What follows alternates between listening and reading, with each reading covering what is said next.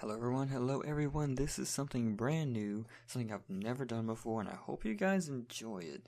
I'm a little scared, a little rough on the edges, and of course I'll be editing this video, so hopefully it looks okay. Without further ado, hit the intro.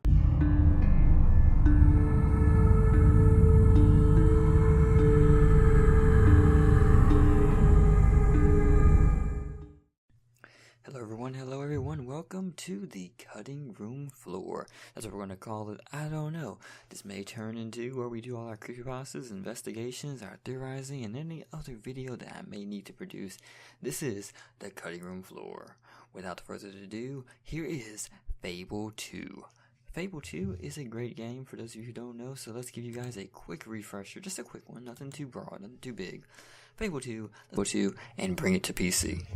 Fable 2 is an action role-playing open-world video game in the Fable game series developed by Lionhead Studios and published by Microsoft Game Studio for the Xbox 360 on October 21st, 2008. It's been 10 years since that. Oh my goodness, almost, not quite yet. Fable 2 was the prime Fable game. It took everything Fable and Fable the Lost Chapters, its two predecessors, did before and improved it and did it right. No longer did you have to have horns just because you did some evil deeds, or you were forced to get good points because you killed a Wolverine to protect your life. Fable 2 gave you both a moral and a spiritual choice. You could be disgusting, you could be holy, you could be evil, you could be good. Everything that you did all came together and your character depicted your choices. You weren't forced to do anything, honestly. You had a quest, you had some guidelines, but at the end of the day, you did have more freedom than games give you now. You know, Fable 2 even made you work for your money, had jobs like bartending and being a blacksmith. Yes, you'd be a blacksmith, it's button mashing, but you know, it's better than nothing. With many choices and many outcomes, you truly felt in control of your character. Even if in the end the story was set in stone, you still knew that every choice you made had meaning. Heck, even in the final end, your big choice had you, the player, forever loved or hated. You could even do quests after that would change the way you were viewed in even more ways. Which leads me to my next point, control. From the beginning, you're given a choice. Be a girl or a boy. That's simple. But then within the first 30 minutes, you are told to make choices that will forever change the game world forever. Bowerstone, the first city and main city you enter. It can either become a wonderful, peaceful town filled with quality goods and good people dressed in the most astonishing of clothing, or it can be a slum and filthy place that inhabits filthy people with run-down buildings, dirty people, no sense of law, all because a kid gave a deed to some big bad guy in the beginning, or they gave it to a guard. When you look at games like Skyrim, love that game, your choices matter, but not to the effect that you would feel like it. The effects are not as big as some of the ones in Fable. Even back in Fable 1 where quests had good and evil choices, you could see results, even going as far as killing your own sister for a sword. Now that's deep and slicey, but besides the point, not many games have ever given players such control since then. Some examples are marrying multiple people, having kids, owning entire cities, even getting to the point where you own every building in the continent of Albion, the place that's Fable is set in. You can steal goods, selling goods, become a traveling salesman, work on a job for hours. It's the little things that add to this game that make you such a hit.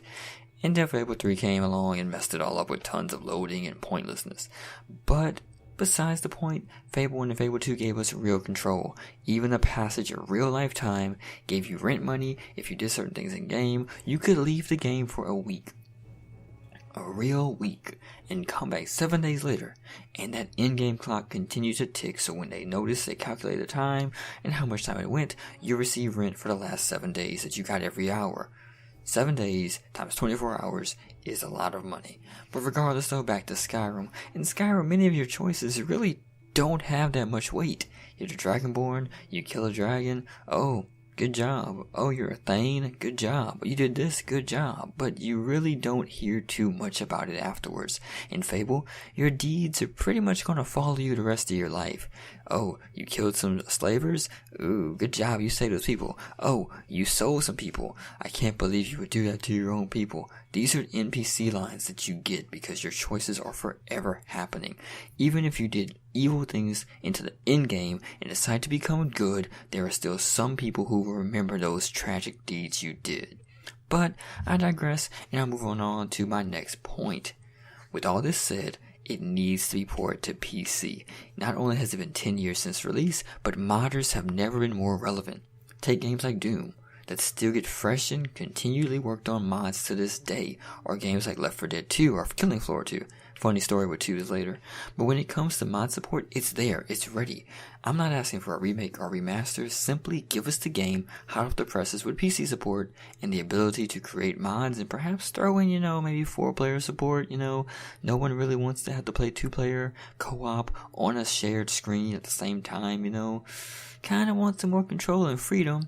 Take all the clothing from Fable 1 and Fable 3, add them to the game, and expand the focus of Fable 2. Let the community improve and increase the numbers of enemy spawns, or add new weapons, new abilities, new places.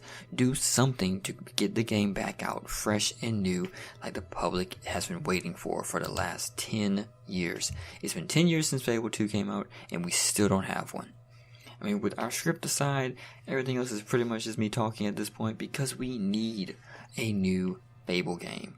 Fable 1: The Lost Chapters is an amazing game, best game in its title, loved it, great story, it's greatly orchestrated in a way that, honestly, many games are just lazily streamlining you along, making you do this, telling you to go here, telling you to do this.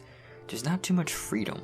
Even in big games like Skyrim and Fallout where you get to do things, your choices really don't have that big of an effect as you kind of want to. And I know I'm repeating myself at this point, but that's kind of where it boils down to. In Fable, you felt that my actions made me who I was. Heck, Fable even incorporated marriage and went a little bit deeper than you would have thought. You can get an STD and get sick. You can get your wife pregnant. You can have mixed relationships. You can marry a man if you want to. You can marry a woman if you want to. You can have kids. You could buy a house, upgrade your house, buy furniture. How many games let you buy furniture for a house only to increase the profit and sell it? You could even own houses that were big and elaborate. There were even a few quirks that made no sense, like, going into your own house and finding stuff, but besides the point, it was a good game featuring everything from weapons to guns to magic, and it was just an overall a good experience. And I think if we bring this into 2018 and give us a PC port of Fable 2 finally, like everybody's screaming for, we could finally have a game that's as good, if not better, than Skyrim. But what do I know? I'm just Leon Note. Here are my notes bestowed to you. I hope you guys enjoyed. Until then, peace out, God bless, and enjoy the outro. That made no sense at all, but we're working on it at all, but...